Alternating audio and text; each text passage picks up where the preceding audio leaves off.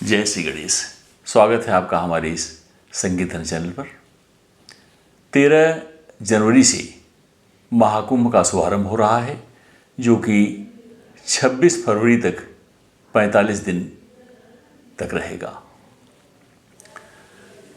प्रयाग क्षेत्र में संगम तीर्थ पर होने वाले इस महाकुंभ की धार्मिक मान्यताएं बहुत ज़्यादा हैं और यह एक अति दुर्लभ समय है जहाँ की देश विदेश तमाम स्थानों से हमारे धर्माचार्य, देव, यक्ष, किन्नर, गंधर्व सब पहुँचते हैं और संगम तीर्थ में डुबकी लगाकर भगवान की आराधना करके पुण्य लाभ लेते हैं। एक स्थिति यह बनती है आज के इस आर्थिक युग में, कुछ लोगों का समयाभाव में, कुछ लोगों का आर्थिक दृष्टिकोण से और अपनी अपनी समस्याओं के अनुसार बहुत सारे ऐसे धर्मावलंबी हैं जो वहाँ नहीं पहुँच पाते। हमारा यह वीडियो बनाने का उद्देश्य है कि यदि आप इस धर्म क्षेत्र में कुंभ तीर्थ में नहीं पहुँच पाते हैं तो घर रहते कैसे आप इसका लाभ ले सकते हैं। आप एक बात ध्यान दीजिए, हमारे शास्त्र, हमारे पुराण इतने उदार हैं जो कि हमें कई तरह के लाभ प्रदान करते हैं। आइए अब हम जानते हैं, यदि हम किसी भी समस्या से ग्रसित होने के नाते यदि महाकुंभ में हम नहीं पहुंच पाते हैं तो महाकुंभ का लाभ हमें कैसे मिलेगा। इस संदर्भ में मैं आपको कुछ बातें बताऊंगा। पहली बात तो यह है नित्य स्नान। यदि आप घर पर ही हैं तो कोई बात नहीं, आप घर पर ही ब्रह्मबेला में स्नान कीजिए। ब्रह्मबेला में स्नान करके आप गंगाजल में जल मिलाकर और काला तिल मिलाकर ब्रह्म मुहूर्त में आप स्नान कीजिए और इस स्नान के समय हर हर गंगे जय शिव शंकर, हर हर गंगे जय शिव शंकर, हर हर गंगे जय शिव शंकर, गंगा गंगा गंगा गंगा कहते हुए आप स्नान कीजिए। आप विश्वास कीजिए आपको गंगा स्नान का ही पुण्य इस तरह से स्नान करने पर मिलेगा। और गंगा स्नान के बाद या घर में किए हुए स्नान के बाद आप सूर्य भगवान को अर्घ्य जरूर दीजिए। सूर्य भगवान को अर्घ्य देते समय आप यह कल्पना कीजिए कि हमने स्नान गंगा जी में किया है और गंगा जी के तट पर ही खड़े होकर भगवान सूर्य को अर्घ्य आप अर्पित करते हैं। स्नान के समय भी आप यही कल्पना कीजिए कि हम गंगा में ही स्नान कर रहे हैं और गंगा के तीर्थ जल से ही हम स्नान कर रहे हैं। अब स्नान और सूर्यार्घ्य के बाद आता है मंत्र जप। मंत्र जप यदि आपने गुरु दीक्षा ली हुई है तो अपने गुरु द्वारा दीक्षित प्रिय मंत्र का आप जप कीजिए। जितना संभव हो उतना जप कीजिए और जप के समय भी आप मन में यही कल्पना कीजिए कि आप माँ गंगा के तट पर बैठे हुए हैं और उसी तट पर बैठकर आप अपने गुरु मंत्र का जप कर रहे हैं या आपके इष्ट मंत्र जो हों उनका जप कर रहे हैं और जप के साथ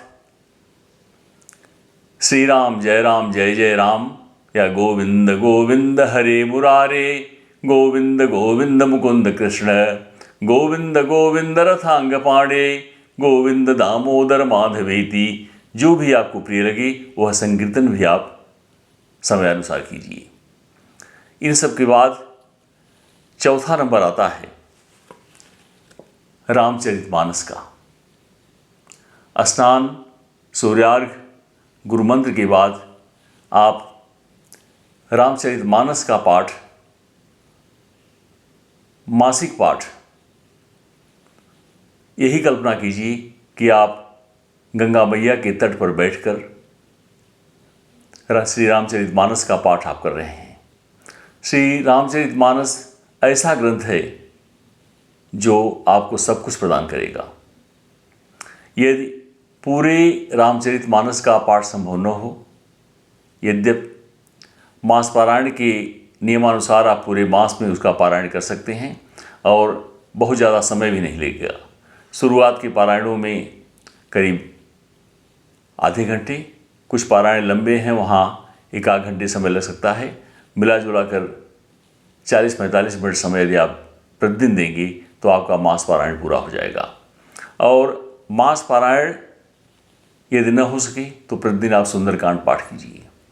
सुंदरकांड पाठ के सिवाय आप विष्णु सहस्रनाम का पाठ या शिव स्तोत्र का पाठ, जो भी आपको अच्छा लगे वह आप कीजिए। और कल्पना यही कीजिए कि आप गंगा मैया के तट पर बैठकर यह पाठ आप कर रहे हैं। और इन सब के पश्चात अपने माता पिता, गुरु या वृद्ध व्यक्तियों की सेवा,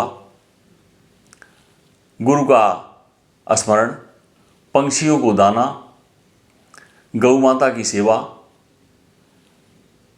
ब्राह्मण को दान और असहाय निर्बल व्यक्तियों को जो कुछ मदद आपके सामर्थ्य के अनुसार हो वह भी आप कीजिए। इन सब के बाद हमारी बारी आती है कि मनसा वाचा कर्मणा, इन तीनों से हम किसी को कष्ट न पहुंचाएं और सतत यह स्मरण करते रहें कि हम जो कर रहे हैं वह गंगा मैया के तट पर ही बैठकर कर रहे हैं। इन सब के पश्चात एक बहुत महत्वपूर्ण कार्य है, वह है भगवान शिव को अभिषेक करने के बाद बिल्वपत्र अर्पित करना। अभिषेक से तात्पर्य यह है कि शिव जी को जल चढ़ाकर आप उन्हें बिल्वपत्र अर्पित कीजिए। आप ये विश्वास रखिए कि जो फल काशी में निवास करने से मिलता है, काल भैरव की पूजा करने से मिलता है, वही फल इस समय माघ मास में भगवान को जल अर्पित करके बिल्वपत्र चढ़ाने से भी मिल जाता है। अब आप स्वयं विचार कर लीजिए, यह करीब करीब 7 बिंदु थे जो हमने आपको बताया, और आप खुद कल्पना कीजिए हमारे शास्त्रों ने कितनी उदारता दिखाई है कि हम आप घर बैठकर भी महाकुंभ में न पहुंचने के बाद भी उनकी कृपा प्राप्त कर सकते हैं।